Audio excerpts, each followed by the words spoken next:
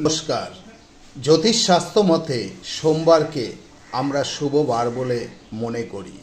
জ্যোতিষশাস্ত্র মতে সোমবার হচ্ছে আমরা নানান দিকে শুভ কামনা করে থাকি।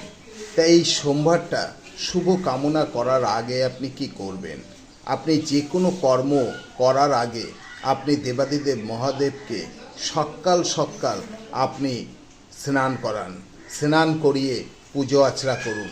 করে আপনি যে কোনো জায়গায় যাবেন, দেখবেন আপনার সারাটা দিন খুব আনন্দময় হয়ে উঠবে। আপনি দেবাদিদেব মহাদেব সাদা জিনিস খুব পছন্দ করেন। আপনি সোমবার সাদা বস্ত্র পরুন, সাদা কিছু আহার করুন। দেখবেন দেবাদিদেব মহাদেব দেখবেন প্রসন্ন হবে এবং আপনি যে কোনো কাজে যাবেন সেই কাজে আপনি সফলতা লাভ করতে পারবেন। সোমবার আমরা